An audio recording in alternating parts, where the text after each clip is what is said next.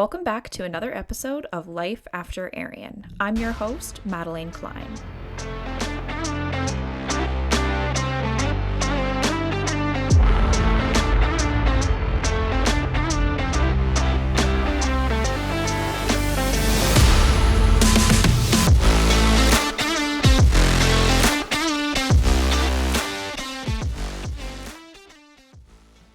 Today, we have an incredibly important guest joining us, Frank Meeink. Frank is the author of the book that inspired this podcast, Autobiography of a Recovering Skinhead. A former neo-Nazi to an advocate for racial equality and human rights, his transformation is not just personal, but also reflects a broader struggle for understanding and acceptance in our society. As a practicing Jewish man and an active member of Alcoholics Anonymous, Frank brings a unique perspective to discussions about recovery, redemption, and the importance of standing up for the Fourth Amendment and other civil liberties. Today, we deep dive into his story and explore the lessons he's learned along the way. Get ready for an inspiring and captivating conversation about redemption, transformation, and the power of change.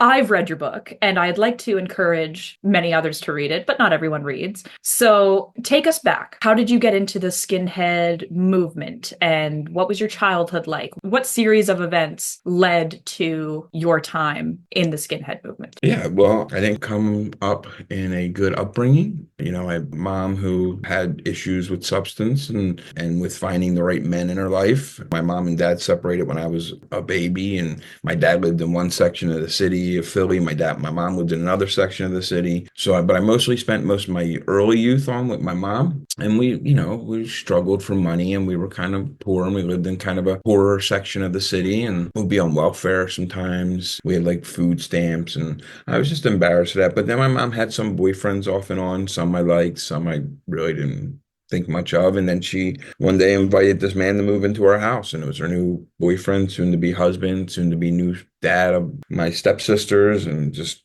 was not a good man, abusive, just horribly abusive. Not just physically, but very mentally abusive, brutal things. And anyway, I hated life. I mean, as a kid, I hated life. I hated going home. I talk about this a lot, where just to give you an example of how much I hated going home when I was a kid, I used to wish to get hit by a car. Like, I didn't want to die, but like in South Philly, people always get hit. Every friend I know got hit by a car. It was just like the thing to do. We live on these little small narrow streets where people zoom up and down, and the most narrow streets, And I was the one kid who wanted to get hit by a car, and I never could. My athletic body is always like, get out of the way, man, this hurt. So just to give people an example, I really, as a 9, 10, 11-year-old, like, wanting to get hit by a car was like a good solution in my head, because I just didn't want to go home with this man in my home. So my mom got married to this man, and he basically told me shortly after that, after a couple good ass whoopings, that I had to move with my real dad. And now my real dad lives up in Southwest Philly area, mostly black, went to an all-black school, fist fought a lot, but I was also an athlete, so I made it on a sports team. So I was cool with some kids, but not cool with a lot of others. And it was a hard school to go to. It was called Pepper Middle School. If anyone ever wants to look it up, it's actually documented how crazy this school got. Just lack of resources, lack of everything. Anyway, I went to that school, and that was the year I was like, wait a minute, like, there's definitely a big difference in skin color here. And where I grew up in the Irish neighborhood, there was differences between us, but it wasn't like one that I have ever seen. There was like one dominated the other. There was a mixture of Irish kids, a mixture of Italian kids, a mixture of black kids, and we kind of all just got along, didn't get along, just this crazy little thing. But once I got up there, I was like, whoa, like, I'm outnumbered, and shit can go down at any time at that school. So that was the summer. I got to get out of that house, get out of my dad's house, and I went up to my cousin's house, who lived up in the Lancaster, Pennsylvania area, not in Lancaster, but in that general Bucks County, very Amish area. I went to go up there and live up there for the summer with my cousins, and he happened to be involved in this stuff. And to hear people talk about race the way that these neo-Nazis were talking about race, and two things. One is I could tell they never really been around black people all that much, just the way they talked. And then also just the camaraderie of those guys, And it also made me feel like I belonged a lot. And also when I would talk about what it's like growing up in the neighborhood I grew up in, these neo-Nazi guys all kind of listened, because this was foreign to them, and that felt really good. If I walked home with a black eye or a trophy, neither of my parents say, "How'd you get that? How'd you get that black eye? Or how'd you get that trophy?" This wasn't part of their deal. That's not how they parented. Someone asking me what's it like growing up around black people, or if I take the bus with black people, that was someone saying to me, "How's your day?" And I love that, I look forward to that. And how old were you at this point? I was 13, turning 14. So I've said it before, there's something to be said about camaraderie and, just feeling like you belong somewhere. yeah, I mattered. I really mattered. That's what it felt like to me. So, And when people talk, and it doesn't matter what they're talking about, if they talk about it with passion, and even if they don't know what they're talking about, but they act like they do, to a 13, almost 14-year-old, it's pretty convincing. and the way they said things was like, this is the absolute truth. I talk about this a lot, where growing up in the neighborhood I grew up in, not knocking the Irish, because every ethnic group did this, but we all made fun of the other ethnic groups. One of the things, like if you picked up a penny, someone would say, "Oh, what are you, a Jew?" Or I remember someone that came home from the store, and my uncle said, "Oh yeah, the guy at the store didn't give him the right change." And he said, "Well, that's because Johnny's always trying to Jew people down," or whatever. I remember not getting that joke and asking my uncle about it. And I was like, "What's he mean by that? When you say Johnny tried to Jew you?" And this is when I was probably 10 now. This is before my changing over. This is me growing up. And then my uncle started to tell me, he's like, "Well, the Jews are notorious for money." And he stopped himself and he goes, "Frank, you'll get the joke when you're older." And I was like, "Okay, whatever." He didn't think much of it. But when I went to my first neo-Nazi rally that summer, and I heard these guys talking about how the Jews secretly take money from the Federal Reserve and blah, blah, blah, blah, blah, I remember that instantly, that joke from my uncle. Oh, now I see what my uncle was talking about. Like it unlocked the joke. So I must be older, because I'm getting and understanding what my uncle told me I would get when I'm older. So that's like, oh, I'm learning the truth. When I was very active in this movement, I was as radical as they come. I mean, I lived in safe houses and ran across the country and did TV shows and did all their press. And like, it was my life, was this. Your TV show blew my mind. What's it called? Like public television or whatever, because anyone can have a show if they want, and we'll Public go access. down there. Public access. Thank you. I could not believe that. We had the version of the racist Wayne's World. So going back all the way to the early 90s, so you got involved in the white supremacy movement. I mentioned to you that something that really piqued my interest was your time at Bill Ricio's house and that hilariously comical documentary. So you are from Philadelphia. Yes. So, and forgive me, I'm terrible with geography. How did you end up in Alabama? And why? And how did you get there? Isn't that kind of a hike from where you're originally from? Yeah. Well, I lived in the movement from when I was 14 until I went to prison. I just lived in different compounds all around the country. I happened to be in Indiana, and they were going to this event, and I hitch a ride with them down to this event. And somehow just the cameras like me, and I just wound up getting in this documentary that was already being made. I never met Bill Riccio in my life. No idea who he was, care less. I got there the second day of filming and just kind of took over the security role at this event we had, because everything was in so disarray. But anyway, somehow I became in charge of this camera crew's coming up, and I made it so that they were allowed to come back up on the property, and I made them bring us like 6 cases of beer, or they weren't allowed on the property. And so yeah, so if you ever talk to the creators of the show, they'll tell you that this happened. And then once the beer ran out, we kicked them off. Oh my God. So how long or how many times would you say you spent there? I spent like 3 days there. That was it. Oh, that's it. It wasn't like a back and forth every now and then. Okay. I was at this concert. There was a band that was part of the Hammerskins that was playing at the concert. And so the guys I lived with in this compound up in Indiana, they were all what they called Hammerskins, which is like a movement of skinheads. My first guest was a Hammerskin. Yes. So jumped in the car, and that's how we went down to go visit with those brothers, and they all hung out. And yeah, and this documentary crew just happened to show up. And by the time I got down, they'd already arrested him. Yeah. So I never even met the guy. It was funny because once we got down there, they'd already did the raid, because there was a raid. And so I was there. I got there right after the raid happened. And all of us did. A bunch of the guys from the Midwest who were driving down, we got there and they're like, "We're still going to do the concert, but a bunch of guys went to jail last night over the raid," and we found out about it. But yeah, and I mean, again, here's a guy too. You got to think, man, he's living up in these wooded area. He's giving young men and boys, alcohol. That was a big part of it. You even know, have you heard what happened to Bill Riccio? Because I don't know. I gave Frank a short rundown of the information I gathered about Bill Riccio from my first guest. If you haven't already, you'll definitely want to check out episode 1 to get all the details and catch up. But now, back to Frank's story.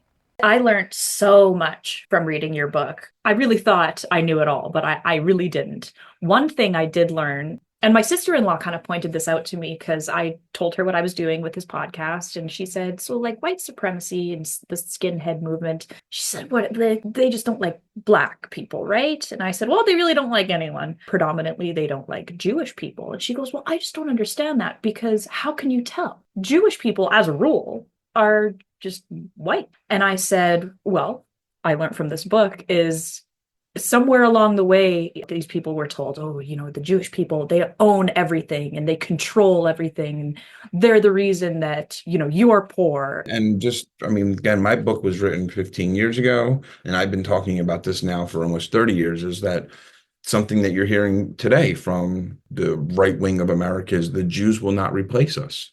The Jews will not replace us. And that's the great replacement theory. That's still a rhetoric? Yeah, Marjorie Taylor Greene still talks about it. They all do. Now it's the Democrats will not replace us, but it's the same group of people that are using it politically instead of saying, and they still say the Jews. In fact, in Charlottesville, when there was that big march and there was the girl got killed and the whole big thing during Trump's administration, that's the time where he said there's good people on both sides. I don't know if you remember that. Funny is, I mean, there's so many people that got out of that movement. They either grew up sobered up because a lot of us were alcoholics and just wild, and then the other ones they all became Trump supporters, and that's basically where we are with that. And that was one of my questions to you is I know many of these now men that were involved in this community 30 plus years ago probably aren't skinheads still, but they may still have the same outlook or beliefs. Yeah. Have gotten older and their actions have become older. And now, again, it's funny, but a lot of them just started aligning politically with a certain orange man. So, and what's funny is it's just not copacetic with living a life with not just of hate towards others, but a lot of these people, and if you talk to people and they're really honest with you about it, their families didn't want them around. My family didn't want me around. My dad's side of the family and all, like, they loved me.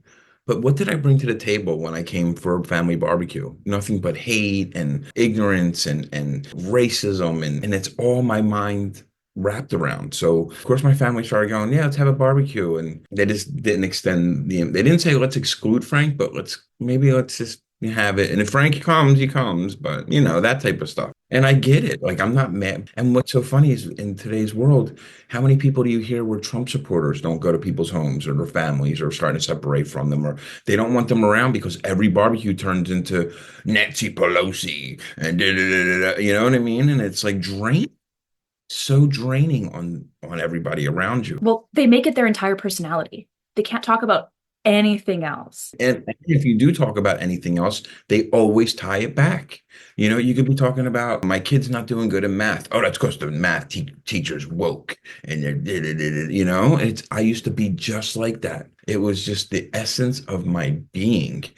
It was this angry little thing inside of me where I was just waiting for you to say one word so I can pounce and be like, well, does this, and why do they get BET? We don't have white entertainment television, even though all TV is white entertainment television, but there was no Black people on Friends. So it's just funny that I would just wait for those opportunities, and subconsciously, consciously, yeah, people just get sick of it after a while. So the more people I talk to, you, anyone else that has more life experience than I do, I'm constantly reminded with first how lucky I am that I didn't face the struggle you did. But I'm very naive. I'm 31. And just a few years ago, I watched, I think it's like an hour long or something, but it was called Hate Thy Neighbor.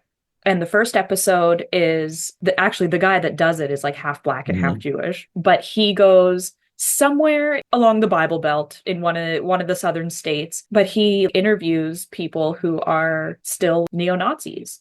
And I was floored that those people are still around and teaching their kids that. And I just couldn't believe that in 2000, or 18, there were still these people floating around. But I think it's more common than even now. There's still groups of neo-Nazis kicking around. Yeah, and not even just yeah, like you said, it's not even just that neo-Nazis, it's the Proud Boys, the Oath Keepers. I mean, these are all people that buy into the same thing. They just might not salute Hitler, but they're still kind of saying the same thing, you know? One of the things that I've learned, especially since I found out I was Jewish, then I started to follow the faith, is that for me, people can take whatever they want. I always got to say this for me. I don't tell anyone else. It was, do I have humbleness today? Do I have humility in my life today? And all those groups, very anti-humbleness, with Trump, to give a great example, is the one things you'll never hear in the words with Trump mixed together is humbleness or humility. You never hear someone go, "Oh, that Donald Trump, what a humble man. Very humble, very humble." Or that Donald Trump is so full of humility. Ah, I just try to achieve. It's not, it's arrogance and fear and egoism and all the things that I had a lot of. And I had to learn how to let go of that. And I could tell you just in the last 5 years where I've gotten really serious about living that way in my life, I lived the greatest life I've ever wanted. I mean, I literally lived the greatest life I could ever ask to live. And it's just to be of service to other human beings. Just be of service.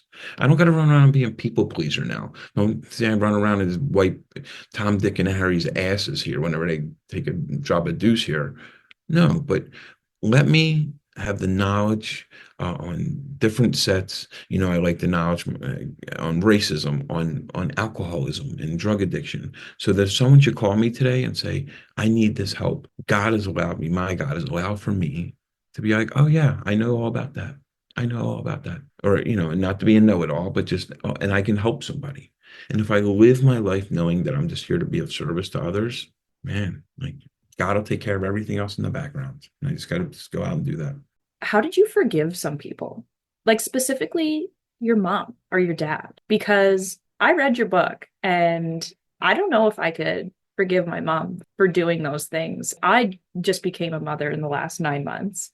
Congratulations. Thank you. But the day I keep a man around that abuses my children, there's no way. You have a duty to protect your children. How do you forgive that and keep a relationship going? Well, I'll tell you that for one is no matter what happened in my life, I still did some pretty horrible, horrendous things. I just did. So who am I to judge? And then I got to learn and really dive deep into this subject. And the thing is, when I look back at my mom and is that she did the best she could. She didn't know no better. She was just trying to make it in this world.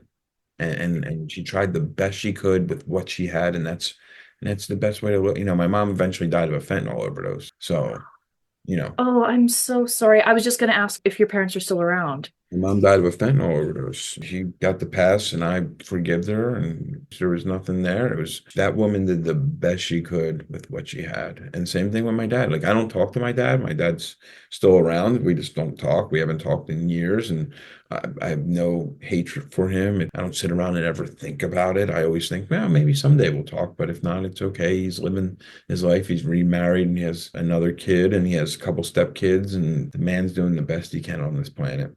He just, for whatever reason, he wasn't given the right. Now, my uncles on his side are all pretty good men and take care of their families and weren't alcohol, drug addicts and none of that, like my dad was. But for whatever reason, my dad just didn't comprehend the ways to really do the best he could, what I would think is the best he could. But he did comprehend the best that he knows how to do. And I wasn't the greatest dad for a while. I mean, I was a deadbeat dad for a little bit when I was in my drinking and drugging days, and today, thank you, God, that I'm very on top of things with all my kids. And so, but yeah, absolutely. I mean, I had to do that. So I have no ill will towards them at all, towards no one. People did the best they could. There's a lot of different religions have a lot of prayers where it says, forgive me of my trespasses, I forgive those who trespass against me. Right? Everyone knows that prayer. If I want forgiveness, why am I not going to forgive another human being? So you're about 14 when you were introduced to this scene, and you rose up the ranks pretty quickly because you were a fairly I don't know if powerful is the word to use. You were pretty popular among the group. I'm one of those people. It is what it is. And it's not an ego thing. Like wherever I go, I either become the coach or the head of the thing or the whatever. Where if I get a new job, I get offered management pretty quickly. Just one of those people. Now I learned it's, just that the authentic way of just handling and dealing with other human beings. Because again, for any of your listeners, like racism and joining a racist right-wing group like this, it's the greatest bait and switch. You know what the bait and switch is? It's a deal, where I promise to give you this in exchange for something, and then I give you something completely different. That's the bait and switch. And that's what we did with racism, right? I would go around and these men mostly men would sit around and scream about how come, again, I always go back to this because this was at the time was a big deal, was like, why do the blacks get black entertainment television and we don't get white entertainment television? And that was a huge deal at the time. Or just why can they say black pride, but I can't say white pride? If I say white pride, I'm a racist. And I say, yeah, that's what my group's all about.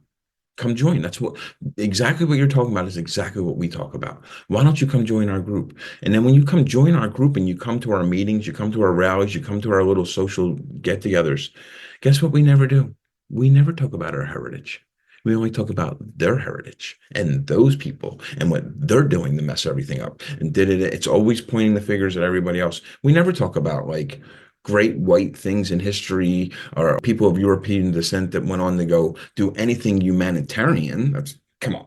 It's something to help humanity. No, we talked about Hitler. We talked about how those people are trying to destroy our thing. And it's like, so you take these people who have this pride, almost like a false pride, and for the bait and switches, they give me that and I turn it into hate and give it back to you. See, it's a huge bait and switch. And it's all arrogance, it's all ego, it's all fear, it's all not trusting in the universe of the world and in God. And I don't know what your belief in God has a purpose for every human being. And here's the other thing is, funny thing is where people used to always say, and I used to say this too, where I'd be like, I can't say I'm proud to be white. Blah, blah, blah. I lived in an all Irish Catholic neighborhood who we wore Irish flags and talked about how proud we were to be Irish all the time. The Italians talked about how they were proud to be Italian all the time, right? It's a difference when you start saying the white thing because of a lot of the oppression and stuff.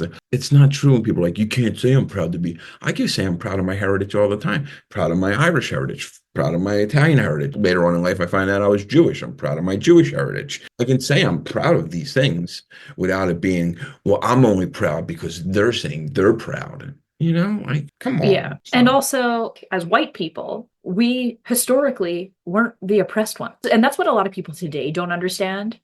All lives matter. And it's like, no, you're not getting it because we've never been oppressed. And I find white people that do have this outlook, they want to be oppressed so bad. Oh, victimhood's so big. Wanting to be victims all the time. I mean, that's what Fox News. I'm sure you get some type of version of Fox News. I mean, Fox News is how can we make you feel like you're a victim and be angry? That's all the Fox News is. And Rwanda, to start their civil war there, they had what they called hate radio. And it was, people that were on the radio preaching to the Tutsis about like hating the other, just hating the other, hating the other. And that's what Fox News is. It's just hate radio with plastic surgery and lipstick. And it's just this constant, the libs are coming. The trans people are coming for you. The libs are coming for you. It's all the same stuff I used to preach. They just have turned it political. And obviously Fox News just paid almost $1 billion because they lied knowingly to all their viewers in the election case. Like they had to pay almost $1 billion because they lie. And they just did that so that you can still feel like you're the big victim. If you look over the last 6 years, especially on the Republican side of this, a lot of the things that they worship are all people from TV, right? You got Trump, who's, was a reality TV star and was famous because of TV. They tried to elect Herschel Walker, who's a football player who was like famous because of TV. Dr. Oz, right? These are all people that they like hardcore followed. Kerry Lake, these are all people, and they're all famous first from TV. And it's like this whole thing of this idolizing. And you got to look is like my generation, the generations that's doing this to our country right now, the millennials, the Gen Xers, like we were raised off of TV. It's like they're part of our culture, right? And so that's what these people just they sit at home, watch Fox News, get on the internet, and just worship these wannabe celebrities. And In his Instagram bio, Frank describes himself as a Fourth Amendment activist. Now, as a Canadian, I had to look up what the Fourth Amendment is. The Fourth Amendment protects individuals from unreasonable searches and seizures by the government, ensuring our right to privacy. So why is this important to Frank, and how does it connect to the topic of white nationalism and Frank's broader advocacy for human rights? He explains here. So I don't know if you followed up more like what I've done ever since my book, but one of the things I've gotten very involved with is the government called me in 2020. It's just during the Trump administration, but his administration had nothing to do with this. They had a House hearing, the Senate House. They had a hearing about white supremacists in our policing. Because when I was a neo-Nazi, we were told to become cops. I mean, it was just something that was told is go become cops. And a bunch of our guys went and became cops. So the government came and asked me to testify to this and give names and rankings. And I was like, yo, this guy and that girl, they were all part of our movement and they all became cops. And so then I went and testified in front of Congress about this. I knew you were a defund the police kind of guy, much as myself, but I didn't know it was this. No, and here's the thing too. I'm not so much a defunder. Like I believe that we need police. If there's a missing persons, you need something to call. If there's breaking, and for all when I say breaking into your house, you always hear young men, especially like me or younger people go, I'll just shoot them. Blah, blah. What about the old elderly? They have the right to be able to call a 911 number and say, please come, or a rape case or a murder case. Like we need them. But in America, because they don't do it as much in Canada as they do in America, one of the main parts of our policing is pulling people over so they could search their cars. But we're this country that's all about freedom, right? And here's the funny thing is they only mainly do it to certain people, right? Of a certain look. Yeah, of a certain look. Exactly. Black, brown, or poor looking. And they want to search your car. They want to rip you out of your car. How many things, if you look at where something is broken off with the American policing in the news or how many times has it been at a traffic stop? Because they like to escalate things. And, our country, America, you guys ride along with us up there in the North, is look, man, we're supposed to be free. And that's not freedom. It's not freedom for just because some cop has a bug up his ass that he gets to pull people over, escalate the situation, and pull people out of the car, treat them like shit. A lot of times in front of their children, they'll do this. Like, this is what's broken. And so we need to fix that. I want to give funding to the homicide divisions. I want to give funding to the rape divisions. I want to give funding to the special units. Stop pulling us out of our fucking cars, especially my black and brown brothers and sisters who I stand with. Absolutely, I stand with them.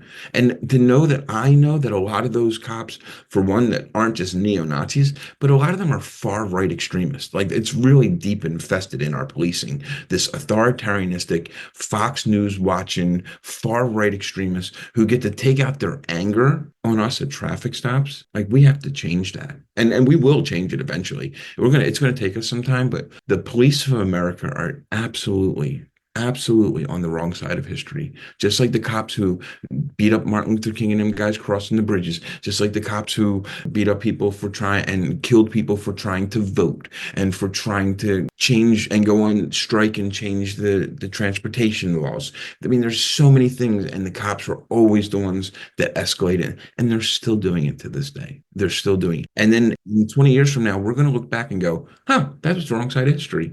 Well, and maybe you can shed a little more light on this because I know just general basics, but much like the prison system in America, can't anyone just start a police department? They're not really government sanctioned, if you will. You'll have multiple police departments in every county has their own police department, and they've got random police cars that aren't the traditional town car. It's just the Cavalier they bought at an auction and they slapped a sticker on the side of it. Well, you have to be certified. They have to be certified and have to go through a certain amount of training to actually be a law enforcement officer. Is that training good enough and long enough? Absolutely not. Some of them go for 12 weeks. In between, some it goes as low as 8 weeks to get certified, which is crazy. But some it's like 16, 12 weeks. And a lot of them, they're not taught about our rights. They're just taught like, how do you find a crime? How do you find crimes? And so much of their training is at traffic stops. Yeah, there's sheriff's departments, and then there's like local police, and then you have your federal law enforcement, and you have state troopers. So you have all these guys, and they're all one big union. They're all one big union, and they all ride together. They're all back to blue. And that's another thing you hear about here is they always talk about back to blue, back to blue. But they hate, and police will talk about how they hate how on the streets of America there's this anti-snitching, like no one should snitch on each other and no one should help solve crimes. Their whole back to blue movement is about not snitching on each other.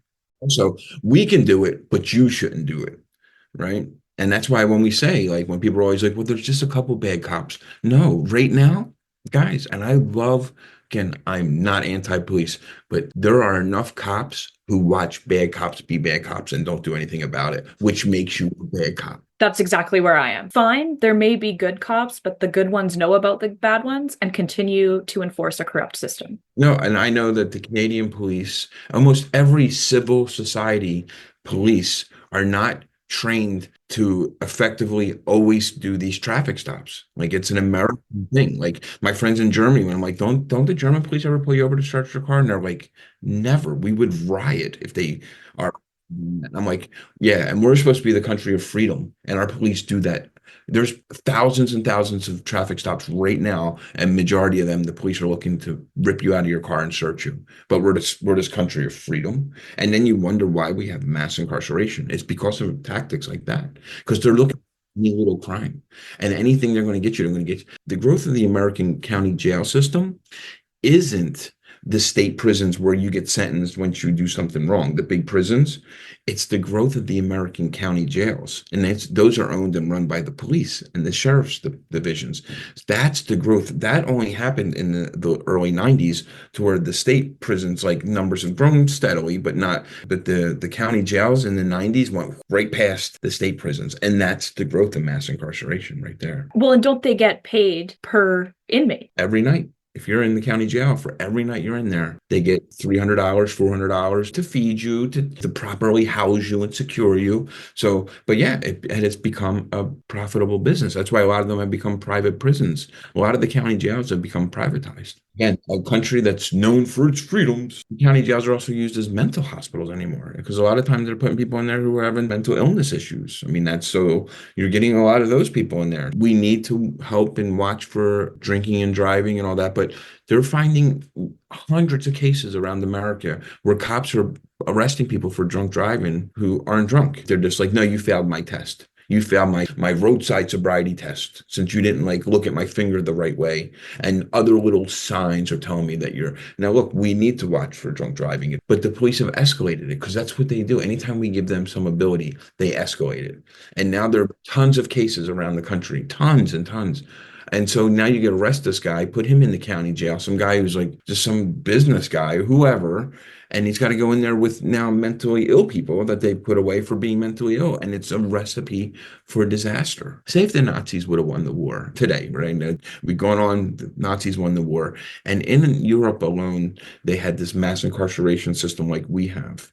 And the SS, or the Nazi soldiers, the Nazi police, were pulling people randomly out of their cars all the time, looking for their IDs. Do you have papers? Because in America, they always want to get everyone's IDs. Anyone that's in a car, when they pull the car over, they want everyone in the car's IDs. They're like fucking Nazis.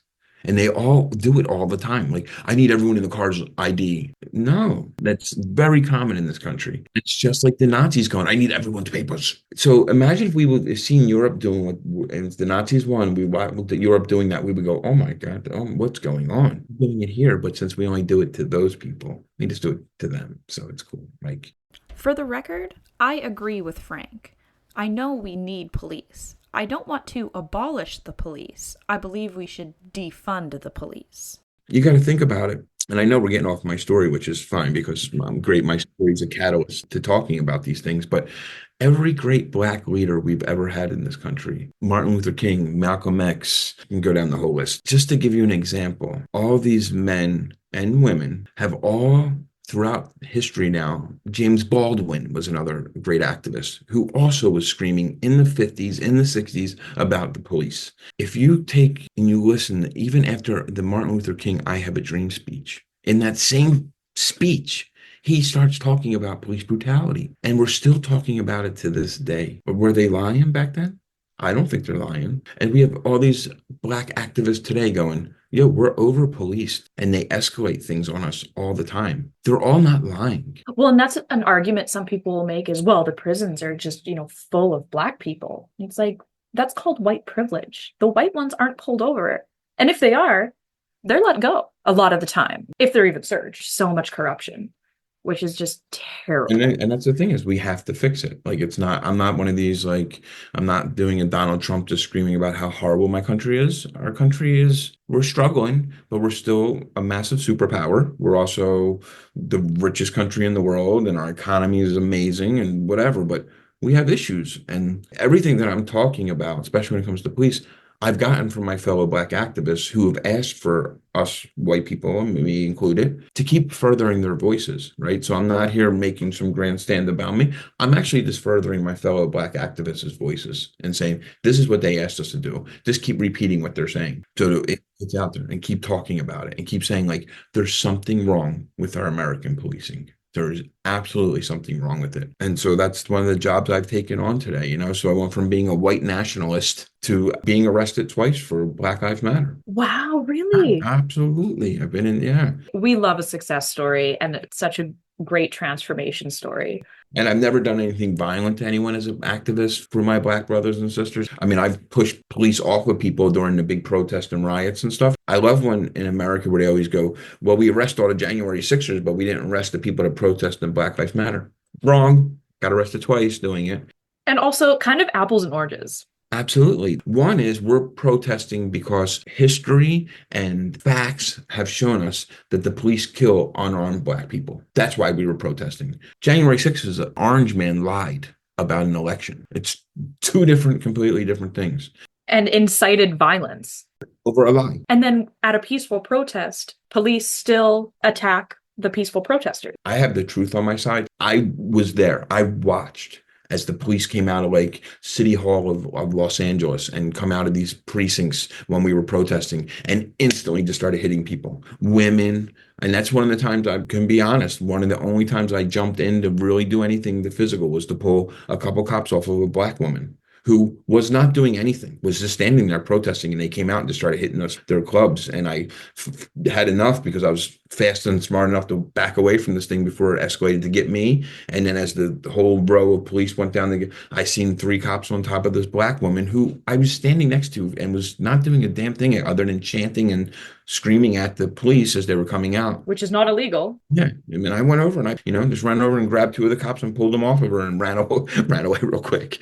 So, but then I'll be honest too, is one time I seen a cop getting jumped by these 3 people after they came out, and I pulled them guys off him because I'm a big believer in God, and we're all children of God, cop or not cop, white, Black, it don't matter. We're all children of God to me. I don't want no one getting harmed. So I would do that. So yeah, that's been my calling in this world, is that the God that I serve is very much not okay with mass incarceration of poor. And you can read any religious book you want, and almost all the time he says, stand up for my poor, no matter what. Stand up for my poor. And I don't know how the Christian conservatives and the conservatives of religious people look over that stuff now. The lines are getting blurred because I find a lot of the radical Christian conservatives, they're not getting Jesus's message here. In fact, they're doing the opposite. If Jesus came down right now, they would scream he's a dirty socialist hippie. I mean, they would be screaming at him he's a socialist hippie and drag him off. And it's all this idolatry of this country that you think you have, and that this is my country. And that's the other thing. I used to always scream, this is my country. This ain't mine. This is all God's. I'm just here to be a custodian for it and to do the best I can to treat everyone around us as good as God would want, because I was a pretty horrible person, and I still know that. And I was a horrible, radicalized, violent human being. And I know now still that this God that I believe in loved me still. So I know that if he loved my sorry ass, he loves their ass. He loves everybody. And my job is to treat you accordingly to his love. And that's it. I don't need to jam my religion. I don't need to jam any of that down your throat at all. I don't need to browbeat you over the head with anything. If you look and see that I'm living a good life and you say, oh, why do you live a good life? I get to go, oh, because my belief in God is to treat everyone well and that God will take care of everything else in the background and I'm going to be okay. That's it. A little off topic, but you mentioned America's the richest or one of the richest countries in the world. And that always baffles me because for the richest country in the world, why don't you guys have universal health care? It's because we don't want those people to have it. I don't want to stand in the line at my doctor's with those people. That's all it is. It's all it is. It's this old systemic racism that says, why are we going to give it to them for free?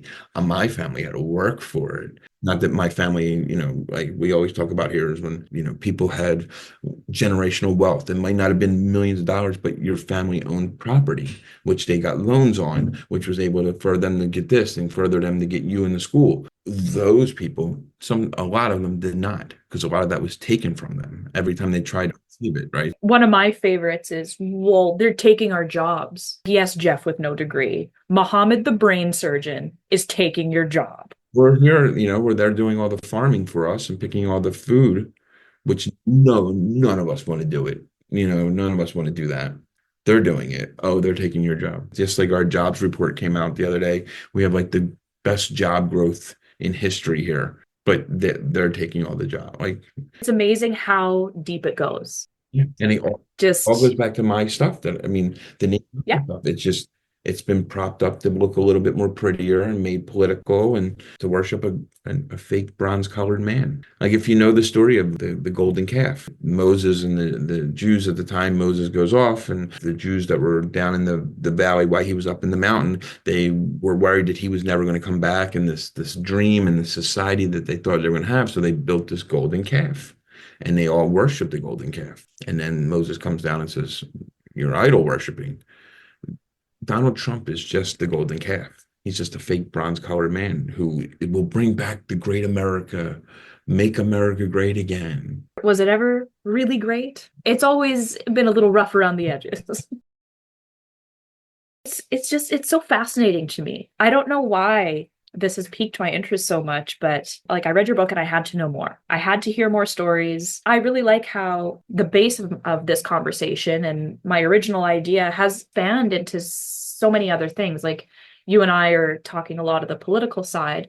My first guest and I, we went a lot down the road of what prison's like and life after prison and how that affects the domino effect on life. It opens up so many conversations. Yeah. The prison topic is very interesting because unfortunately, it's very American because it's a part of our culture. This prison life is part of American culture, which is crazy. There's no other country in the world that a subculture of the country is about prisons. How long did you spend? 3 years? No, I got sentenced to 3 years and I did about a year and some change. So that was enough to snap you out of it. It was in a way, yeah. It made me realize this is a machine. This is just a machine that doesn't care. But I also realized, and this would go back to what we were talking about earlier, is when I was in there, right, I kidnapped an Antifa person and went to prison and only got a year. There were black kids I was in there with who got busted selling drugs who were doing 15, 16, 17 years. And I realized then, I was like, whoa,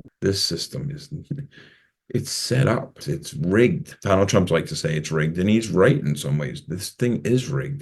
Those were kids my age, 17-year-olds. They were going to get out when they were 30. And I was a white kid, and I kidnapped somebody with a gun and tortured them. And I only got 3. America has about 30% of the world's women's prison population, even though we're only 5% of the world's population.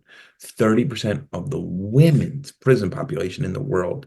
And it's all in the Bible belts. It's Oklahoma, Kansas, Kentucky, all those states. They just put women away. They're also the highest in women incarceration and the lowest in education. That's not a coincidence. They scream, oh, Jesus. But they put women away. Like it's nothing. And mostly all drug offenses. Almost all are drug offenses. I'm not saying legalize drugs, I'm saying decriminalize them. When you were in prison, you befriended and became quite close with two young Black men. Did you ever keep in contact with them, or do you keep in contact with them now? No, after I got released from prison, I didn't write back or call back. But when my book came out, a bunch of people got a hold of me after my book came out. A guy who's still doing time in Wisconsin wrote his counselor and who he wrote me. There were, yeah, about 3 or 4 men that reached out to me, not G or Jello. Neither of those guys never, they probably were dead. They were so loudmouthed. They were insane. They were so much fun. I mean, that's what I mean. Like God put people in my life that like when I got out of my cell, I can hang out with a bunch of biker Neanderthals, which again were my brothers in prison, and that was my crew. Where I can hang out with these 2 or 3 guys who just made me laugh all day long, being real. Like I would sit around and play dominoes with them, and I would piss my pants laugh, like literally be peeing my pants. They would have me roll, and I'm pretty funny too, so I'd have them rolling too, and just who would you rather sit with in prison? 2 guys that make you not think about prison and make you laugh, or my Aryan brothers who all we did was talk politics and talk this and they talked about Harley Davidson. I'd never been on a Harley in my life. I was a city kid. These were like Southern Illinois guys, and good for them. I mean, that's their culture, but I didn't match. But when young brothers from Chicago, East St. Louis, who knew about riding on an L train and knew about public transportation and knew what it was like to go to an all-Black school, that's who I kind of related to. And then they taught me how to play dominoes and play spades. And to this day, right now, I'm like a top-ranked domino player. I'm like a world-class domino player. But one thing we didn't talk about, or one thing I'd like to talk about, is my real change. What really got me? As a neo-Nazi and all that, like I always had this like brr inside of me, and it was constant. The release of that was that like I got a Jewish boss who treated me really well and really changed me in the fact that like, and I'm sure this is in Canada, but I call it American racism just because it's where I am and that's all we think about is ourselves here. But American racism is this, like I hate all Mexicans except for Juan and John because I work with them and they're nice guys and this guy because I know them and they're cool and our kids play together once in a while, but all the rest of them are bad. I hate all Black people except for Michael and John and Craig and Mont. But other than that, I hate them all because I know them. And that's so common. It's the exception rule. I hate all of them except for, and that's so still prevalent in our country today. And I got so tired of being that guy, who always made exceptions for my hate. I'm very active in recovery and helping men and anyone get sober because I'm an alcoholic and was a really bad drug addict and got sober by the grace of God. And, this thing of sobriety, we were talking about, you brought it up earlier about not to legalize drugs, but to stop criminalizing it. So just to give you a little fun history about America is, we had prohibition, which was in the 20s into the 30s, in the early 30s. It was really bad. For one, all the black market stuff. And then they had mental hospitals back then, and all it was filled with was drunks. And they started like giving like lobotomies, and they were doing all these horrible things to the drunks because they couldn't get them sober and keep them sober. They can get them sober while they were in the hospital, and then they release them, and then 3 weeks later, they're back violent drunks again. So then prohibition ends. And prohibition in this country, in America in 33, ended for 3 reasons. One, the government seeing it can make money because they could tax the crap out of the alcohol. 2 was the American people they wanted to drink, just what they wanted to do. And 3 was police brutality. The cops were going around and beating the crap out of all the drunks and going into the bars at the time, which were called speakeasies. They were doing it to the black people early on, but then they started doing it to the more wealthier people because the police couldn't control their power and wanted to go in and smash everybody up. And they were going into these speakeasies and beating people over the head with billy clubs because technically they're breaking the law. So you're allowed to do that. Like that's how we work here. But anyway, they end prohibition in 33. And in 35, this group called Alcoholics Anonymous is founded just 2 years later. I had no idea Alcoholics Anonymous was that old. Yeah, 90 years old. It's 90 years old this year. Going to be 90. And then that group starts because we lifted the prohibition, we lifted the oppression off of the people, and we figured out, hey, or God helped us. The 12-step programs are all about walking someone to God so that you could be a servant to go help the next guy who's suffering from that disease. That's the whole point. That's why it's called a 12-step program. That starts.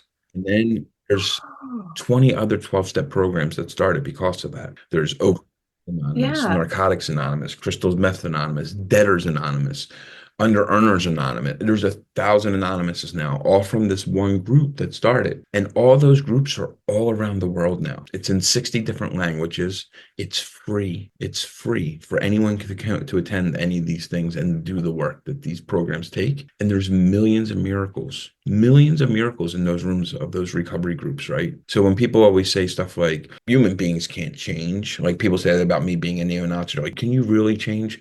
I'm like, there's millions of people that change in those rooms all the time. That all started when we lifted the oppression off of the people. And we can do that again. And Time Life magazine even said that Alcoholics Anonymous was the greatest spiritual movement of the 20th century because it's an altruistic movement. That's what the whole thing is about. It's about me getting sober. So someone, I'm not the spokesperson. I'm just saying, and the group is you get a person sober so that they can help the next person get sober. And that's what this whole big thing grew up around. And it's so American, and it's in every country, it's everywhere. So we can do this. We can do this again. The recovery world, just to give you an example, J.D. Vance, who's Donald Trump's vice president nominee, his mother is in recovery.